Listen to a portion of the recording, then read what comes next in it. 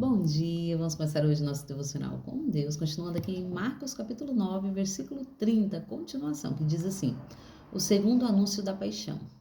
Eles partiram daquele lugar e atravessaram a Galileia, e Jesus evitava que qualquer pessoa soubesse onde se achava, pois estava dedicado ao ensino dos seus discípulos e lhe revelava: o Filho do Homem está prestes a ser entregue nas mãos dos homens. Eles o matarão, mas 3 dias depois ressuscitará.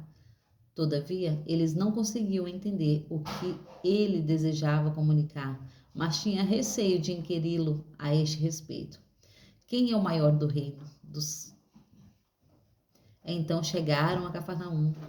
Quando já estavam em casa, indagou-lhes sobre o que discutiam pelo caminho.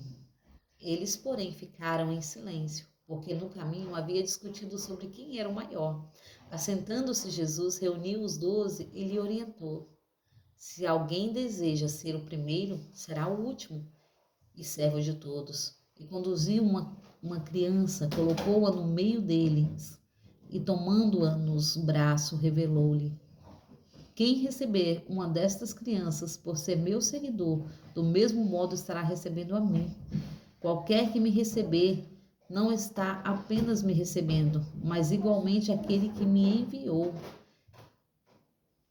Quem, quem não é contra mim está a favor. Consultou-lhe João: mestre, vimos um homem que em teu nome estava expulsando demônios e procuramos impedi-lo, pois afinal ele não era um dos nossos. Não o impeçais, ponderou Jesus. Ninguém que realiza um milagre em meu nome é capaz de falar mal de mim logo em seguida. Portanto, quem não é contra nós está a nosso favor. Com toda certeza vos asseguro, qualquer pessoa que vos der de beber um copo de água, pelo fato de pertencerdes a Cristo, de maneira alguma perderá a sua recompensa. Amém, né? Aqui é 3 fatos, né, diferentes. Aqui o Senhor começa ali, né, o segundo anúncio da paixão. Então o Senhor começa anunciando o que irá acontecer para os discípulos.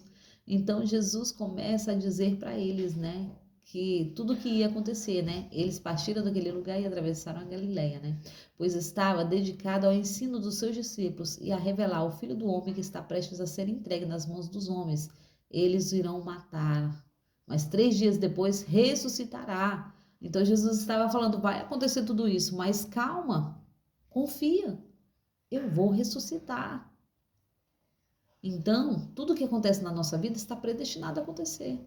Muitas vezes, nós queremos nos orientar quanto a outras coisas, mas o Senhor, quando nós andamos nos caminhos do Senhor, os nossos passos já estão trilhados, os nossos passos já estão escolhidos por Ele.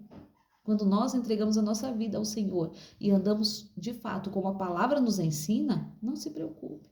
Por mais que venha a tempestade, o Senhor está no barco. Então era isso que ele estava tentando, né, explicar para os discípulos, né?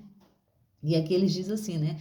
Todos eles não conseguiram entender o que eles desejavam comunicar, mas tinha receio de inquiri-lo, tinha receio de perguntar, né, para ele o que ele estava dizendo, porque não queria que aquilo acontecesse com ele, né? Porque muitas vezes nós estamos vivendo só o presente, muitas vezes nós estamos vivendo só o que os nossos olhos veem. É como numa estrada, nós olhamos lá na frente e vemos um acidente. Então, logo que nós olhamos adiante, nós pensamos já em pegar uma segunda saída para poder não passar por aquilo, né? Então, na nossa vida acontece assim também, né? Quando nós nos preparamos, nós nos adiantamos. É como diz, né, o ditado, né? Tem pessoas que precisam passar para aprender, mas tem outras que aprendem só de olhar o que a outra passou. Então é mais ou menos isso, né? Mas Jesus ele estava dizendo que tudo isso ia acontecer, mas o Senhor estava no controle. O Senhor não perdeu o controle. Tudo tinha que acontecer desta maneira, né? Porque Jesus ia ressuscitar. Era necessário que ele morresse, sim, mas 3 dias depois ele iria ressuscitar. Mas eles estavam focando na morte de Jesus, eles não estavam focando na ressurreição de Jesus. É igual hoje. Nós temos que focar no quê? Na vinda do Senhor. É sobre isso que nós temos que nos focar hoje. Cada tempo a seu tempo. Hoje o Senhor quer que nós focamos na vinda dele. porque ele já ressuscitou. Então ele disse: eu vou morrer, eu vou ressuscitar, mas eu irei vir vos buscar. Então é nisso que nós temos que nos orientar hoje. É na volta dele, na vinda dele. Aqui diz também assim: quem é o maior do reino? Então os discípulos começaram ali a discutir. No caminho, né? Quem seria o maior do reino? Porque todos queriam, né? Ser o maior. E a palavra diz que não é por obras, né? Mas pela graça que nós somos salvos. Então, Jesus fala: aquele que quiser ser o maior será o menor, sirva a todos.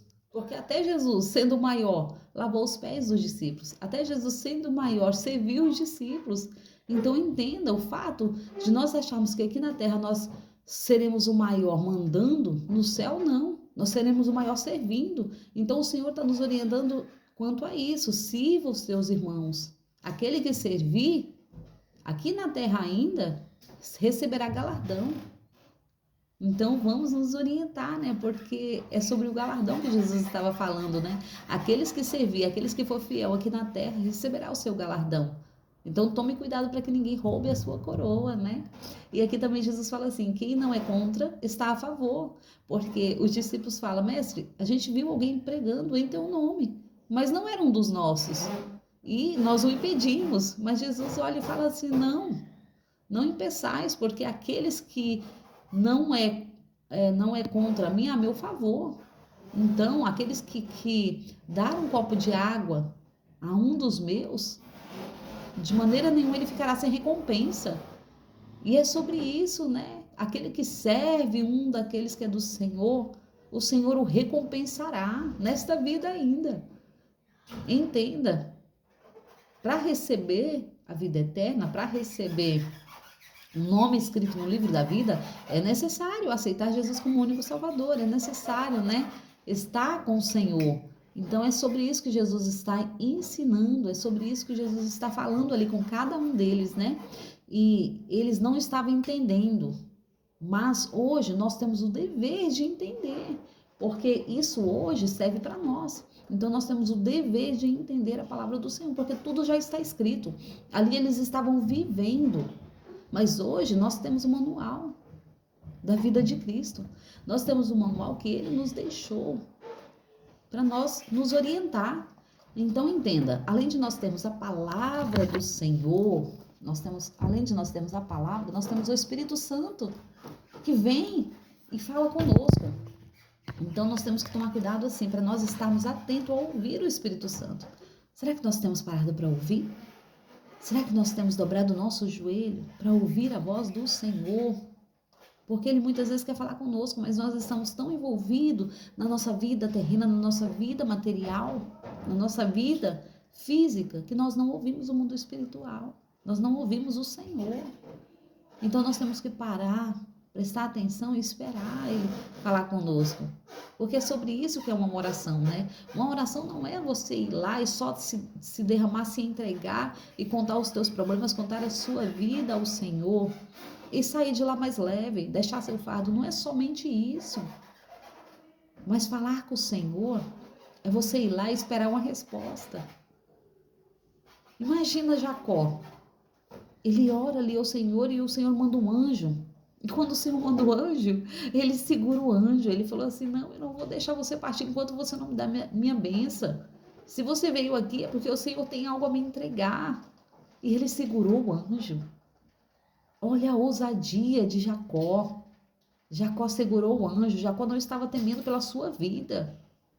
Mas ele queria receber do Senhor o que o Senhor tinha mandado entregar. Muitas vezes nós temos que ter essa ousadia. O Senhor quer que nós tenhamos ousadia nele. Ele segurou o anjo e não deixou partir enquanto ele não deixasse a bênção dele. E assim foi feito, porque o anjo foi pegar nele e ainda feriu a sua perna, né? E assim também é na nossa vida, nós temos que segurar a nossa bênção, segurar a nossa vitória. Em nome de Jesus. Segurar a presença do Senhor na nossa vida. Porque é sobre isso, é sobre a presença. Não é sobre bens materiais, mas é sobre a presença dele em nós. Nós temos que buscar, interceder, nos alimentar até que nosso copo transborde na presença do Senhor. E é sobre isso, é sobre transbordar. E Ele sim pode nos transbordar. Amém? Agradeço a todos que têm me ouvido até aqui. Tenham um ótimo dia abençoado por Deus, em nome de Jesus.